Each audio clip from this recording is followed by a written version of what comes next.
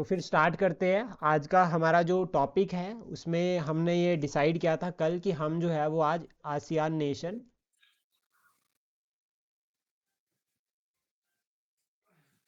और भारत को पढ़ेंगे। ठीक है, ये हमारा जो है वो कोर टारगेट था। तो सबसे पहले अभी हम इसको, जैसा हमने कल क्वेश्चन फॉर्मेट में किया था, तो आज भी हम जो है वो थोड़ा क्वेश्चन फॉर्मेट में इसको ट्राई करते हैं करने का। तो सबसे पहले पंकज आपसे मेरा क्वेश्चन है, नहीं चलो आपको छोड़ देते हैं, आप थोड़ा सा सोच लो, उतनी देर आपके पास सोचना है सिर्फ, आपने आपको पॉइंट्स आएंगे माइंड में उस तरह से। मनीषा मैम आपसे मेरा सबसे पहला क्वेश्चन है, आपको बताना है कि इकोनॉमिकली, ये लाइन वर्ड ध्यान से सुनना, इकोनॉमिकली एशियान जो है वो आसियान नेशन जो है वो भारत के लिए किस तरह से इंपॉर्टेंट है। Economically sir. हाँ, इकोनॉमिक पॉइंट ऑफ व्यू से, इकोनॉमिक पॉइंट ऑफ व्यू से आपको बताना है कि जो आसियान कंट्रीज है वो भारत के लिए किस तरह से जो है वो इम्पोर्टेंट है। सर अगर हम इसका इकोनॉमिक या इसमें ट्रेड का देखें ना, तो मतलब पूरा ये जो आसियन ग्रुप है ये पूरा मतलब टोटल जीडीपी का 7% कॉन्स्टिट्यूट करता है पूरी वर्ल्ड का, मतलब इंडिया को मिला करके। ओके। और इनमें जो है ट्रेड भी काफी बढ़ रहा है, मतलब पिछले टाइम से इनमें इनको मिला करके बोलूं तो यूएस डॉलर 130 बिलियन तक हो गया है। ओके। और भारत सर आसियान का 6th सबसे लार्जेस्ट कंट्री है, मतलब जहाँ से ट्रेड हो रहा है। Okay. Sir I guess fourth largest trading partner है fourth largest ASEAN trading nation. Partner हाँ, इंडिया। और चाइना, सिक्स। और सर आसियान वो नहीं। नेशन। चलो ये वेरी करता रहता है, ठीक है, ओके, चलो आगे आगे कंटिन्यू करो। और सर इसमें एफडीआई में भी काफी ज्यादा योगदान देता है। इकोनॉमिक पॉइंट ऑफ व्यू से आसियान नेशन किस तरह से इम्पोर्टेंट है हमारे लिए, आप क्वेश्चन को भारत। पहले ध्यान पूर्वक समझो, फिर उसके बाद बताओ सिर्फ एक, ठीक है, ट्रेड। दूसरा हाँ उसके जी। बाद आपने बोला इन्वेस्टमेंट, यानी कि एफडीआई। अब एफडीआई हमारे यहाँ पर कि हमारी वहाँ पे। यहाँ पे सर, नहीं मतलब उन कंट्रीज में। उन कंट्रीज में, मतलब भारत के पास एक स्कोप है, भारत की जो बड़ी बड़ी कंपनीज है उनके पास स्कोप है कि वो जो है वो वहाँ पर इन्वेस्टमेंट कर सकती है, या कर भारत सकते हैं सरकार सर। भी जो है वो इन्वेस्टमेंट कर सकती है। ठीक है, और और सर इकोनॉमिक में और सर इसमें सर टेक्नोलॉजिकली इसको जोड़ सकते हैं, जैसे यूपीआई वगैरह शुरू हुआ है। हाँ बिल्कुल, आप इकोनॉमिक पॉइंट में सारे ऐड करो ना, सारे पॉइंट्स को ऐड करो, आप इकोनॉमिक पे बात कर रहे हो तो। हाँ जी। और सर इसका भी है ये कि जो भारत का आरबीआई बैंक है उसने वहाँ पे सिंगापुर जैसी जो कंट्री है उनके साथ वो किया है कुछ समझौता, जिसमें अब यूपीआई वगैरह चलेगा वहाँ पे। मतलब आसियान कंट्रीज में धीरे धीरे भारत इसको डेवलप करेगा। ओके। रियल टाइम मतलब इन्वेस्टमेंट नहीं सॉरी, वो जो होती है ट्रांजैक्शंस होती हैं वो इजी हो जाएंगी। ओके, ऑनलाइन ट्रांजेक्शन्स ईजी हो जाएंगी, ठीक है, यूपीआई सिस्टम, और लोकल करेंसी को भी हम कह सकते हैं एक तरह से, ठीक है, और उसके लिए भी है। और सर 6G टेक्निक में भी होगा सर, इनमें आपस में कोऑपरेशन, इसमें भी फायदा हो सकता है। पर वो टेक्नोलॉजिकल उसमें ही आ जाएगा। हाँ इकोनॉमिक बताओ ना, इकोनॉमिक सोचो। पता नहीं सर, फिलहाल तो इतना ही आ रहा है। अच्छा, इकोनॉमिकली क्या क्या इश्यूज, इश्यूज बताओ, अच्छा इकोनॉमिकली क्या क्या इशू है हमारे और उसके, हमारे और आसियान के बीच में इकोनॉमिकली क्या क्या इश्यूज है। आसियन कंट्रीज और इंडिया में। हाँ जी। हम्म,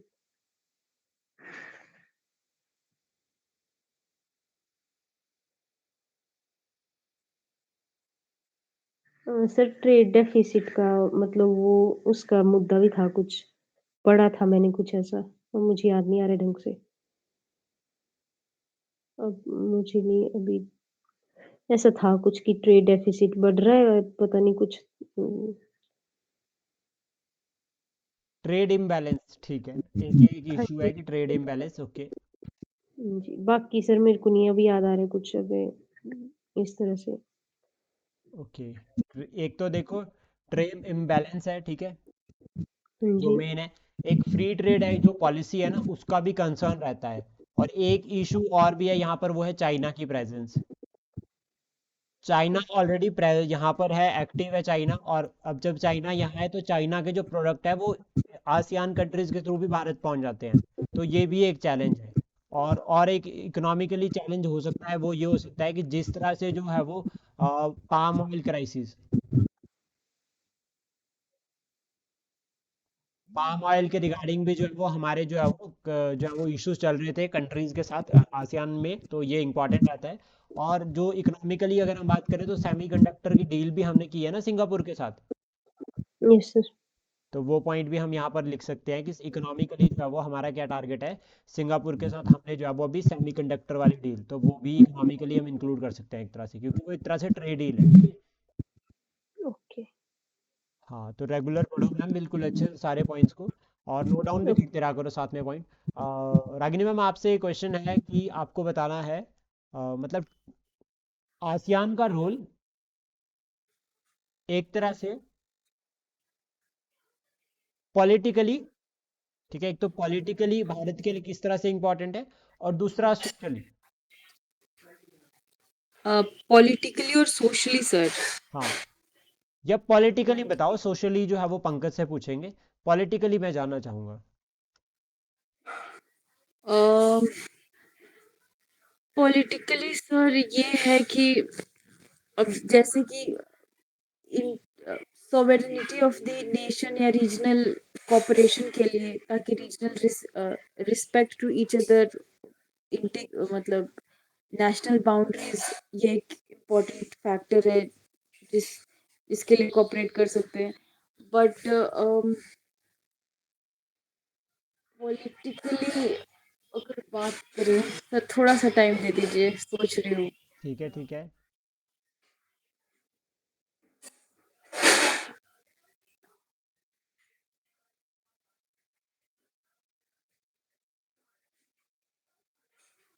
सर जैसे कि जो हमारा एशियन कंट्रीज है, जैसे कि उन्होंने भी कहा, हम्म। मनीषा ने, वो एक हमारे लिए पोटेंशियल मार्केट है। मतलब वहां पे हम अपना एक्सपोर्ट कर सकते हैं। तो ठीक है। इसके लिए इंडिया को, इंडिया के गवर्नमेंट को, या जो भी उनकी एक्टिस्ट पॉलिसी है, वो चीज वहां पे मतलब उनका फायदा करने का ये सोचना चाहिए कि उनको हम किस तरीके से मतलब अपने साइड ले सके, ताकि मतलब हमारे रिलेशन ठीक रहे, ताकि हम एक्सपोर्ट कर सके ठीक से, गवर्नमेंट के साथ एक अच्छा रिलेशन बना रहे। और चाइना का जो प्रेजेंस है उसको उसको एक जहाँ पर कमी है वहां पे हम उसको पूरा करें, ये कर सकते हैं सर। पॉलिटिकली एज सच मैं बस बोल रही हूँ, बट ऐसा पर्टिकुलर, हाँ, काउंटर चाइना। फिर सर जैसे कि मैरीटाइम जो डिस्प्यूट्स होती हैं, जैसे साउथ चाइना सी है, वहाँ पे ट्रेड की जो प्रॉब्लम होती है, तो India can play role through various forums, regional forum, मतलब जो क्वाड है, I2U2 है, इन सब के माध्यम से वो ट्राई कर सकता है कि मैरीटाइम डिस्प्यूट को कम किया जाए, ताकि ट्रेडिंग के लिए उसके लिए भी आसान हो जाए। और थर्ड पॉइंट ऑफ व्यू में सर, मतलब अगर पॉलिटिकली बात करें तो हम सॉफ्ट पावर पर भी ध्यान दे सकते हैं, through cultural exchange and people to people connection कर सकते हैं, through scholarship and student interactions, इसके माध्यम से भी कर सकते हैं। इसके साथ politically sir, like sir actually ये है कि जो भी साउथ एशियन कंट्रीज है, थ्रू बुद्धिज्म हिस्टोरिकल टाइज हमारी बनी हुई है, like we are connected to some extent, in the sense like Indonesia है तो वहाँ पे भी we have like religious connection है, वहाँ पे भी रामायण होते हैं, वहाँ पे बुद्धिज्म फॉलो होती है। तो इट्स लाइक क्या कर सकते हैं हम। तो सर थोड़ा थोड़ा सोचना पड़ रहा है सर, इससे हम सर। अपना, सर जैसे कि अ, सेमिनार्स वगैरह कंडक्ट करवा सकते हैं ताकि दोनों के बीच में कोऑपरेशन बने, नेशनल साउथ एशियन नेशन और हमारे बीच में, इस तरह से बता सकते हैं। क्योंकि बुद्धिज़्म अगर बात करें तो गौतम बुद्धा जो है वो ट्रैवल किए हैं ऑल ओवर वर्ल्ड। और स्पेशली अगर हम बात करें तो बुद्धिस्ट कंट्री में भी जो है, लाइक एशियन कंट्रीज है उसमें बुद्धिज़्म स्प्रेड है।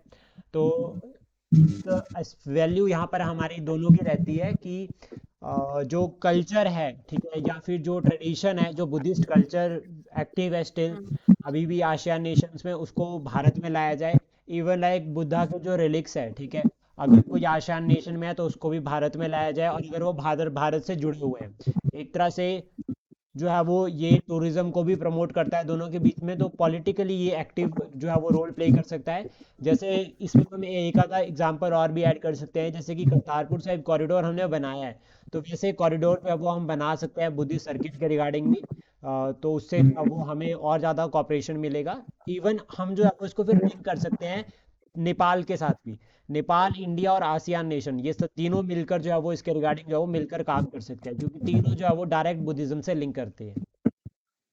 Yes sir. सर एक और पॉइंट मुझे आ रहा है कि एक एक वापस हाईवे की बात हो रही थी कि इंडिया म्यांमार थाईलैंड हाईवे ये हाँ, एक ऐसा कनेक्टिविटी की प्रोजेक्ट है जो हमें कनेक्शन बढ़ाएगा। तो इस पे मतलब इंडिया कैन मतलब इससे मतलब दे- ने- अ, अच्छा मतलब फिर होगा। एक और एक सर और एक और पॉइंट आता है इसमें, एक स्ट्रेट ऑफ मलक्का है ना, हाँ यस सर। बिजिएस्ट, सबसे बिजी वाला, बिजिएस्ट जो है वो ट्रेड रूट है। हम्म, तो वो वाले उस पॉइंट ऑफ व्यू से आसियान रीजन बहुत इंपॉर्टेंट रोल प्ले करते हैं भारत के लिए भी। तो वो भी हम बता सकते हैं। सेकंड, उसके बाद इंडियन ओशियन, इंडियन ओशियन का फैक्टर आप इंक्लूड कर सकते हैं। इंडियन ओशियन में अगर हमारे, क्योंकि कहीं ना कहीं आसियान नेशन भी इंडियन ओशन में ओपन होते हैं, और भारत ऑलरेडी शेयर करता है इंडियन ओशन को, तो हम इसमें बता सकते हैं कि अगर आसियान ये छोटे छोटे नेशंस हमारे दोस्त हैं तो हमारे लिए जो है वो बेनिफिशियल रहेगा। एक पॉइंट और आता है कि जो आसियान नेशन है, इनकी जो टोटल इनकी इकॉनमी है, इन 10 कंट्रीज की मिला के, वो 3.2 ट्रिलियन है। हम्म, ठीक है, एक तो ये पॉइंट हो गया। सेकंड पॉइंट, एक समझो कि आसियान कंट्री का एक मेंबर है जिसका नाम है Myanmar. Yes sir. Politically Myanmar जो है वो अभी क्राइसिस में है, म्यांमार में क्राइसिस चल रहे हैं, ठीक है। अब उस क्राइसिस में जो हमारा एक प्रोजेक्ट था म्यांमार के लिए, उस प्रोजेक्ट का नाम क्या है?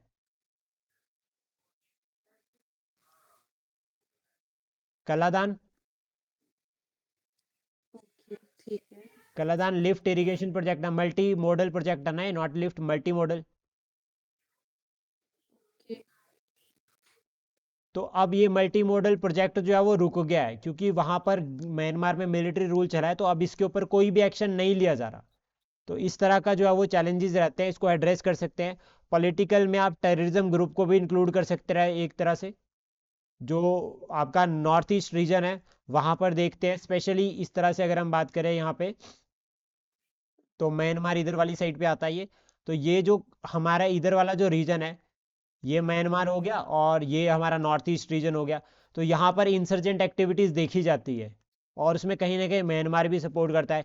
इसका एग्जाम्पल रोहिंग्याज है। पॉलिटिकल इंस्टेबिलिटी का सबसे बड़ा कारण तो माइग्रेटेड पीपल है, या रिफ्यूजी है।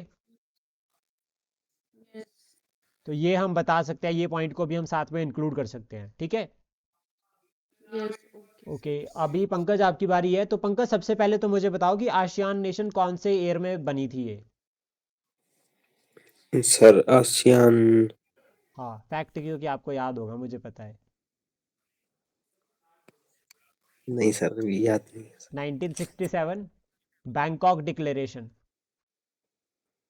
कितने मेंबर है आसियान कंट्रीज में? 10 मेंबर सर। 10 मेंबर्स, कौन कौन से 10 मेंबर्स है? और Myanmar, Singapore, Myanmar, Singapore, Philippines, Philippines, Cambodia, Cambodia, Malaysia, Malaysia, एक सर बी से भी था, बी से था कुछ, वियतनाम, लाओ, वियतनाम, लाओस, लाओस, और यार इंडोनेशिया, सर, और कौन कौन है? ब्रुनई। यस सर, ब्रुनेई, एक बस्ती और कौन सी है?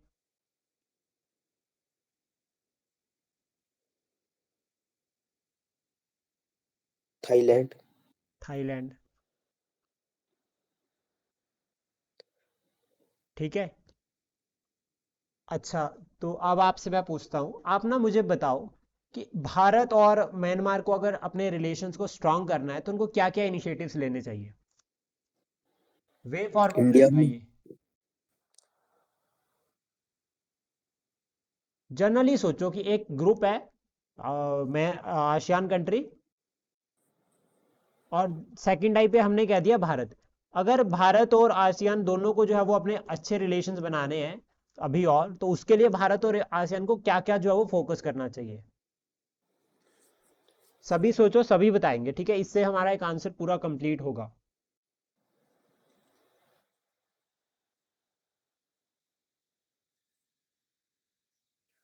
मनीषा, आप सर बताओ।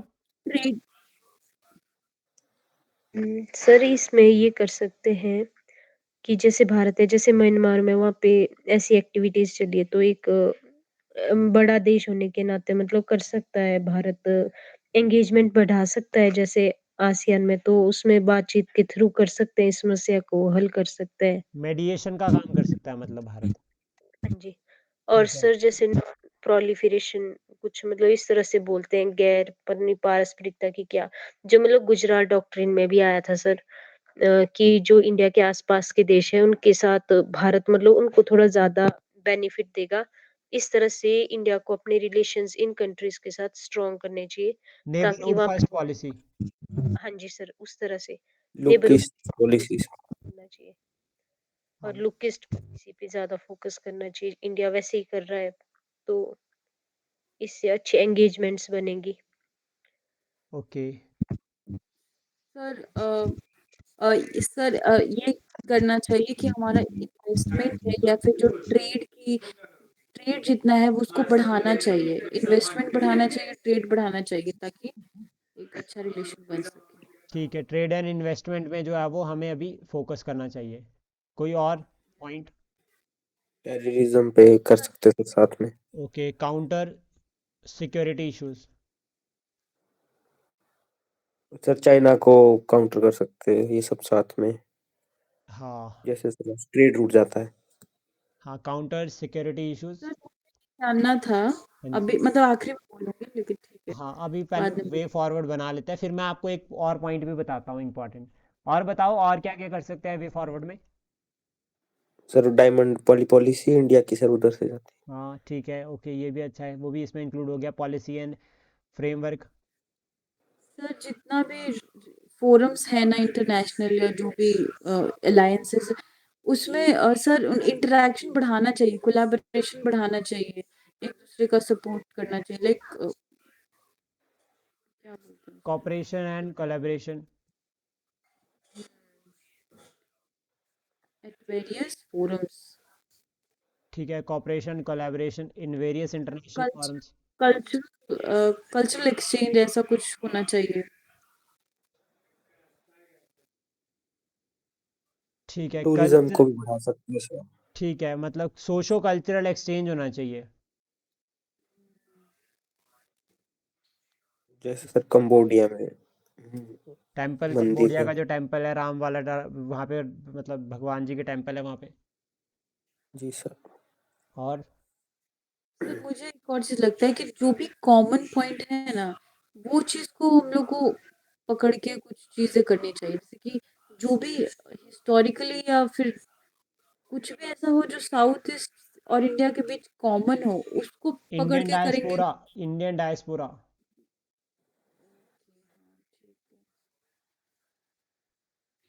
सबसे कॉमन तो यही है, ब्रिटिशर्स ने भी वहां जाके बसा दिया था, और उसके बाद हम हाँ लोग भी जा रहे हैं। साउथ इंडियंस मैक्सिमम आपको आसियान कंट्रीज में मिलेंगे, सिंगापुर वाली साइड पे।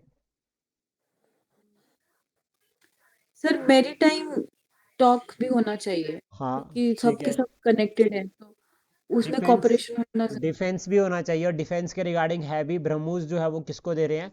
फिलीपींस को दे रहे हैं।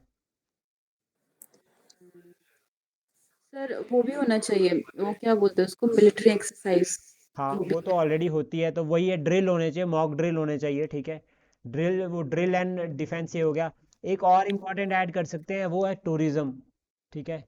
टूरिज्म को जो है वो हम लोग प्रमोट कर सकते हैं, और टूरिज्म में हम 3 पॉइंट्स ऐड कर सकते हैं। एक रिलीजियस, कि एक रिलीजियस टूरिज्म को प्रमोट करना चाहिए, ठीक है। एक जो है वो प्रमोट करना चाहिए मेडिकल टूरिज्म को।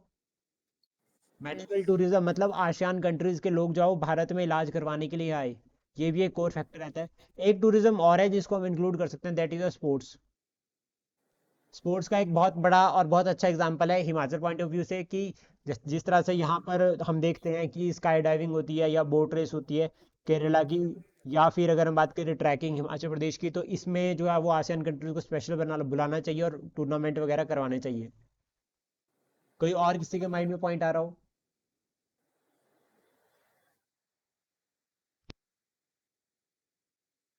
अपना एक बात नोट करना, ठीक है। आप लोगों के बताए की पॉइंट्स ही लिखे हैं मैंने, सारे के सारे जो आप लोगों ने बताए हैं। क्या ये की पॉइंट्स हम एज इट इज आंसर में ऐड कर सकते हैं? नहीं सर। क्यों नहीं कर सकते? कर सकते हैं ना, अगर आप कर इनको सकते। आंसर में डायरेक्ट ऐड करते हो, तो देखो हमने जहां पर कहा कि दोनों कंट्री, मतलब जैसा एक स्टेटमेंट मैम ने बताई थी कि मेडिएशन के बारे में, तो मेडिएशन का मतलब क्या हुआ कि दो लड़ाई, अगर दो पर्सन अगर लड़ रहे हैं तो भारत जो है वो समझौता करा दे। तो अगर हम सिंपल मेडिएशन का लिख देते हैं कि India play role as a mediator, ठीक है, between these countries to address all issues, तो ये इंपॉर्टेंट रहता है। तो हम इस तरह से कीवर्ड्स को यूज करके लिख सकते हैं, तो ये कीवर्ड्स को नोट डाउन कर लेना, आपको हेल्प करेंगे फिर एग्जाम में। बाकी कोई डाउट है किसी का? सर इसमें एक और पॉइंट अगर हम डालें तो फिर कुछ इन्वायरमेंट बेस्ड जैसे क्लाइमेट बिल्कुल, चेंज या के। Definitely environment, climate change, sorry environment नहीं मैम, डिजास्टर मैनेजमेंट। डिजास्टर सबसे इंपॉर्टेंट पॉइंट है यहाँ का। जिस तरह से साइक्लोन्स आ रहे हैं, साइक्लोन्स इफेक्ट कर रहे हैं, तो वो हम बता सकते हैं, तो इसके रिगार्डिंग ये एनवायरनमेंट का फैक्टर भी हो जाएगा यहाँ पे। सर टेक्नोलॉजी शेयरिंग या फिर हाँ ये वो भी है। ओवरऑल आ जाता है कि हमें डिजास्टर को, हमें जो है वो टेक्निकल साइंस एंड टेक की फील्ड में भी जो है वो कॉपरेशन करना चाहिए, ताकि हम डिजास्टर्स को भी एड्रेस कर पाए, और हम एक तरह से इकोनॉमिक एडवांसमेंट या फिर साइंटिफिक लेवल पर जो है एडवांसमेंट प्रमोट कर सके। एनवायरनमेंट वाला फैक्टर बहुत इंपॉर्टेंट रहता है, क्योंकि जितने भी जो आसियान कंट्रीज है, जो आइलैंड नेशन है, आइलैंड नेशन सभी खतरे में है।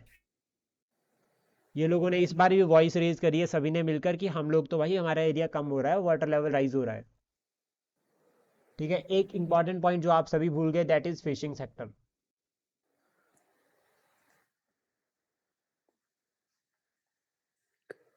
इसको भी हम इंक्लूड कर सकते हैं, ठीक है। ओवरऑल पॉइंट्स हमने कवर कर दिए हैं। कोई एक काम करना, अब इसके बाद नेक्स्ट जो हमारा टॉपिक रहेगा, नेक्स्ट कौन सा टॉपिक कवर करना है?